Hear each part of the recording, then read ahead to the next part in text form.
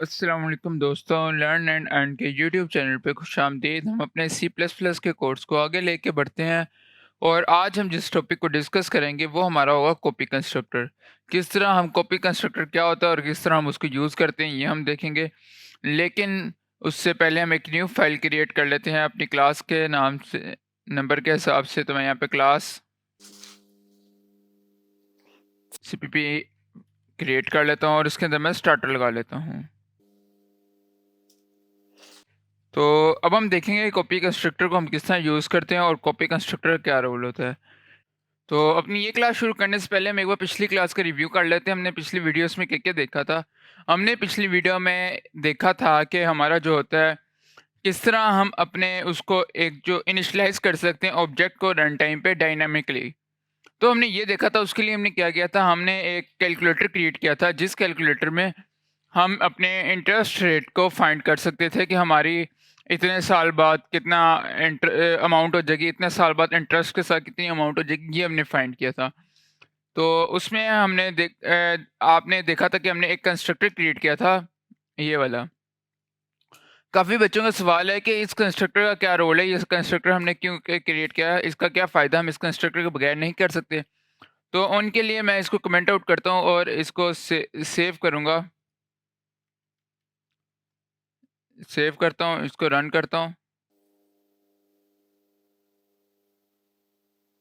तो देखिए हमारे यहाँ पे एरर आ जाएगा। एरर क्या आ रहा है? एरर हमारे पास आ जाता है कि error no matching function for call to deposit के हमारे पास जो एरर आ रहा है वो कह रहा है हमारे कंपाइलर को अपना कोई कंस्ट्रक्टर फाउंड ही नहीं हो पा रहा। इसकी रीज़न क्या है? इसकी रीज़न हमारे पास ये है कि देखें, हमने यहाँ पे एक कंस्ट्रक्टर क्रिएट किया और हमने इस कंस्ट्रक्टर को कोई पैरामीटर नहीं दिया। यानी कि ये बाय डिफ़ॉल्ट कंस्ट्रक्टर था जिसकी वैल्यू नल थी, जो कि जिसका कोई पैरामीटर नहीं था। ये डिफ़ॉल्ट कंस्ट्रक्टर था हमारा, ठीक हो गया। लेकिन अब हमारे जब आया प्रोग्राम रन हुआ, तो यहाँ पे जब एक ऑब्जेक्ट क्रिएट हुआ तो हमने जब कंस्ट्रक्टर पढ़े तब हमने देखा था कि जैसे ही हम एक ऑब्जेक्ट क्रिएट करते हैं, साथ ही हमारा कंस्ट्रक्टर कॉल हो जाता है, ऑटोमेटिकली इन्वोक हो जाता है जैसे ही हम ऑब्जेक्ट क्रिएट करते हैं। हमने ऑब्जेक्ट क्रिएट किया, यहाँ पे हमारा कंस्ट्रक्टर कॉल हुआ। अब कंस्ट्रक्टर कॉल होने के लिए कंपाइलर शुरू से पढ़ना शुरू किया, कंपाइलर को यहाँ पे आया, यहाँ पे आया, कंपाइलर ने यहाँ पे देखा डिपॉज़िट। लेकिन ये वाला जो कंस्ट्रक्टर है ये विद पैरामीटर्स है। लेकिन ऑब्जेक्ट कॉल होते वक़्त जो हमने कंस्ट्रक्टर क्रिएट किया था तो उसके पास कोई पैरामीटर नहीं था। तो हमारा कंपाइलर कन्फ्यूज़ हो गया, उसने कहा भाई ये क्या आप कर मेरे साथ कर रहे हो, मज़ाक कर रहे हो मेरे साथ? तो हमारे इस को रन करने के लिए, इस ऑब्जेक्ट जो क्रिएट किया था विदाउट पैरामीटर, उसको रन करने के लिए हमने एक कंस्ट्रक्टर क्रिएट किया जिसका कोई पैरामीटर नहीं था और वो कोई काम नहीं करता था, ताकि जब कंस्ट्रक्टर क्रिएट हो और ऑब्जेक्ट क्रिएट हो तो हमारा कंस्ट्रक्टर जब ऑटोमेटिकली इन्वोक हो तो ये वाला कंस्ट्रक्टर रन हो जाए। उसके बाद जब वो नेक्स्ट लाइन पे पैरामीटर में पहुंचे तब वो वाला कंस्ट्रक्टर रन हो जाए। तो ये हमारा पिछली क्लास का थोड़ा-सा रिव्यू था जो मैं आपको देना चाह रहा था। उसके साथ-साथ अब अगर मैं इसको सेव करके रन करूँ तो अब ये रन हो जाएगा।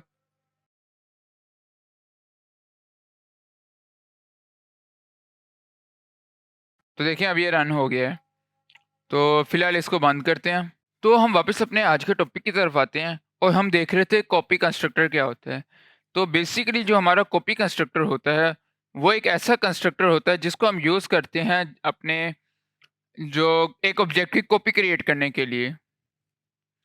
तो फॉर एग्ज़ाम्पल आप हम लोग क्या लेते हैं, हम काम कर रहे हैं, प्रोग्राम क्रिएट कर रहे हैं, हमें बीच में प्रोग्राम के बीच में ऐसा कुछ होता है कि हमें एक ऑब्जेक्ट की कॉपी क्रिएट करनी पड़ जाती है। कि हम कहते हैं हमारे दूसरे ऑब्जेक्ट के अंदर पहले ऑब्जेक्ट की कॉपी आ जाए। तो जो हमने पैरामीटर्स वगैरह पास किए हैं वो सारे आ जाएँ। तो उसके लिए हम अपने कंस्ट्रक्टर को कॉपी कंस्ट्रक्टर क्रिएट करते हैं उस काम के लिए। तो ये किस तरह काम करता है हम देखते हैं। हम एक क्लास क्रिएट करते हैं सिंपल के नाम से, क्योंकि हम सिंपल सा एक प्रोग्राम करेंगे, ज़्यादा कोई इसको लंबा चौड़ा नहीं लेके चलेंगे। क्लास सिंपल, और सिंपल के अंदर हम क्या करेंगे, हम इंट इंट लिखेंगे एक, इंट ए और एस, सेमीकोलन लगा के हम पब्लिक में एक्सेस मॉडिफायर को यूज़ कर लेते हैं। और इसके अंदर हम अपने कंस्ट्रक्टर क्रिएट कर लेते हैं। एक तो हमने सिंपल के नाम से कंस्ट्रक्टर क्रिएट कर लिया और साथ साथ हम उसको कॉल भी कर लेते हैं। सेकंड हम क्या करेंगे, हम एक और कंस्ट्रक्टर क्रिएट करते हैं सिंपल का, और इसको हम पैरामीटर दे देते हैं, इसको हम देते हैं इंट n, जो कि नंबर लेके आएगा पीछे से। तो इसके लिए हमने इंट n कर दिया, और इंट n क्या काम हमारा अदा करेगा, इंट n हमारे एक तो इंट n करते हैं और दूसरा हम करते हैं इंट s नहीं d कर देते हैं। तो यहाँ पे हम आते हैं और a को इज इक्वल टू कर देते हैं अपने n के। सिमिलरली हम s को d के इक्वल कर देते हैं। तो ये हमारा एक कंस्ट्रक्टर कॉल हो गया, और मैं साथ ही शो का फंक्शन रन कर लेता हूँ। मैं कहता हूँ यहाँ पे वाइड शो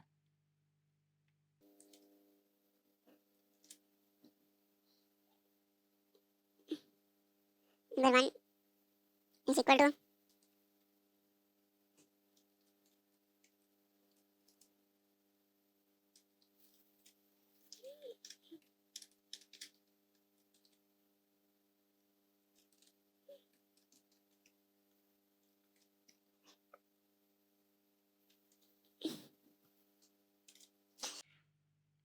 तो हमारे यहाँ से फंक्शन मेन से लेगा, वैल्यूज़ लेगा और उसको फंक्शन में कंस्ट्रक्टर में रन करेगा, रन करके उसको यहाँ पे उसका डिस्प्ले दे देगा। चलो यहाँ तक तो हमारा ओके हो गया, और उसके बाद हम यहाँ पे सेमीकोलन लगा लेते हैं ताकि हमारी प्रॉब्लम कोई ना आए। और हम इंट मेन में जाते हैं, इंट मेन में जाके हम अपना ऑब्जेक्ट क्रिएट कर लेते हैं सिंपल का। सिंपल का हमने ऑब्जेक्ट क्रिएट कर लिया सिम के नाम से, और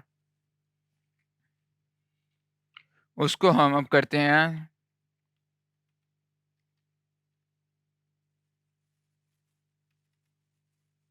सिम डॉट शो।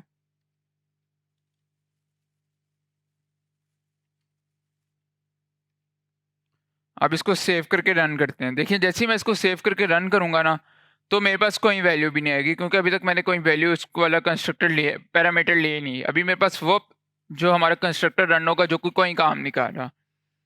मैं इसको रन करता हूँ, तो देखिए हमारे पास कोई वैल्यू नहीं, बल्कि हमारे पास नंबर 1 और नंबर 2 की एक गार्बेज वैल्यू आ गई है। तो गार्बेज वैल्यू क्यों आई, गार्बेज वैल्यू इसलिए आ गई कि हमने कोई चीज़ उसे पास ही नहीं की, तो उसने बाय डिफ़ॉल्ट गार्बेज वैल्यू रख दी है। तो अब मैं करता हूँ, मैं यहाँ पे ना इसको ले जाता हूँ इसके अंदर, अपने सिंपल के अंदर जो हमारा खाली कंस्ट्रक्टर था, कि जब हम कोई पैरामीटर नहीं दे रहे तब हमारा ये वाला कंस्ट्रक्टर रन हो जाएगा। मैं कहता हूँ जो a is equal to 45 and s is equal to 5। अब मैं इसे सेव करूँगा तो अब मेरी ये वाली वैल्यूज़ आएंगी। मैं इसे दोबारा रन करता हूँ,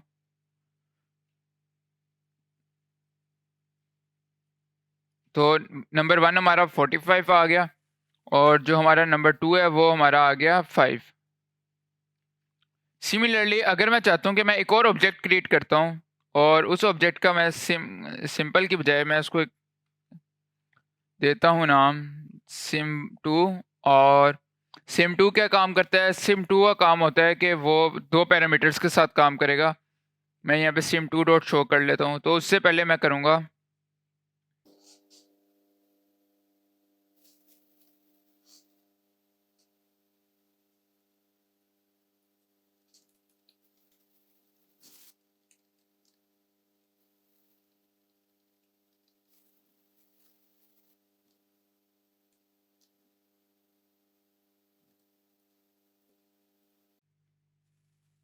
तो मैं यहाँ पे क्या करता हूँ, मैं यहाँ पे इसको भी sim2 डॉट शो कर देता हूँ, और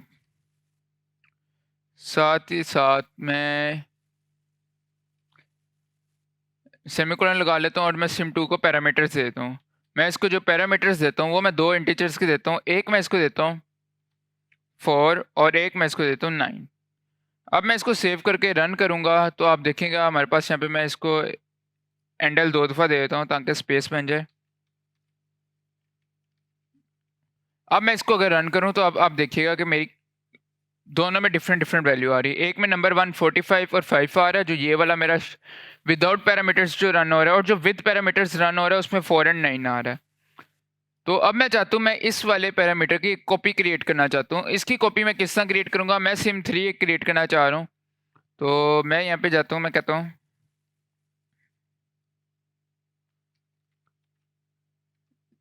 सिम3, और यहाँ पे मैंने इसको डिक्लेयर कर दिया हुआ है। अब यहाँ पे आपने चीज़ें देखनी है, यहाँ पे मैंने इसको डिक्लेयर कर दिया हुआ है, इनिशियलाइज नहीं किया।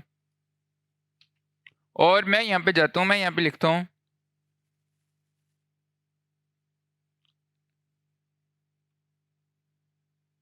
सिम3 इज इक्वल टू सिम2, और सेमीकोलन लगा के मैं इसको सेव करता हूँ और रन करता हूँ।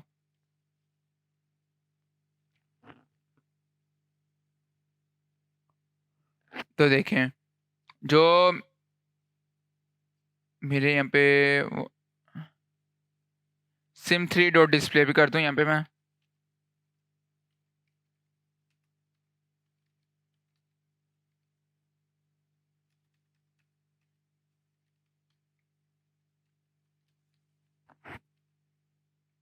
सेव करके मैं इसको रन करता हूँ।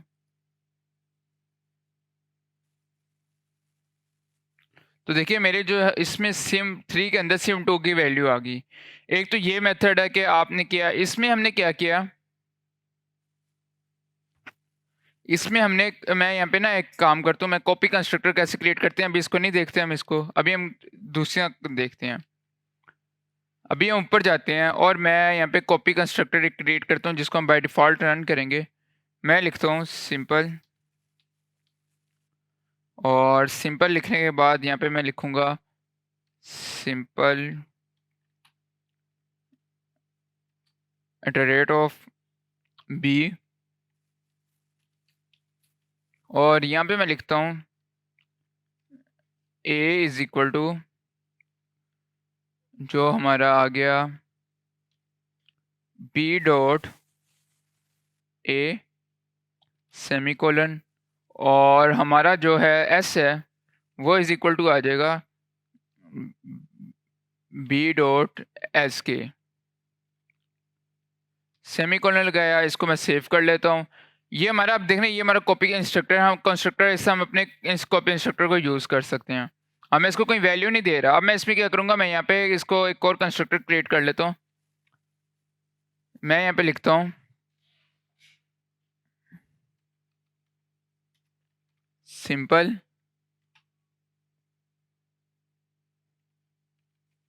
सिम3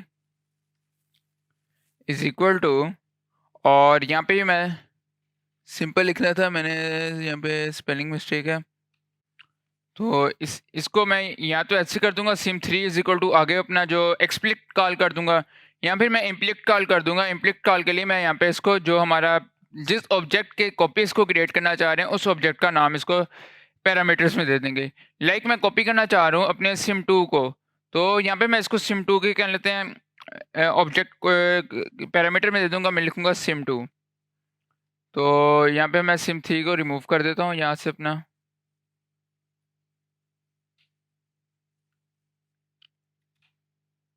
सेव करता हूँ। सेव करके मैं इसको रन करूँगा और साथ साथ मैं यहाँ पे लिखूँगा सी आउट हेलो। जैसे ये कॉल हो तो मैं पता चल जाएगा ये कॉल हो रहा है इसलिए, और यहाँ पे साथ ही मैं /n लगा के सेमीकोलन लगा दूंगा, सेव करूँगा। सेव करके मैं इसको रन करता हूँ। तो अब हमने इस कंस्ट्रक्टर का कॉपी क्रिएट कर रहे हैं, कैसे करेंगे वो हम देखते हैं अभी।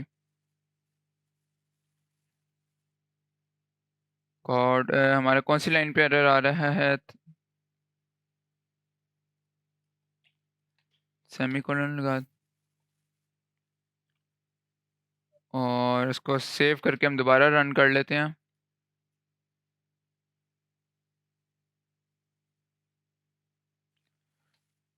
तो देखिए हमारा कॉल हो गया है हेलो।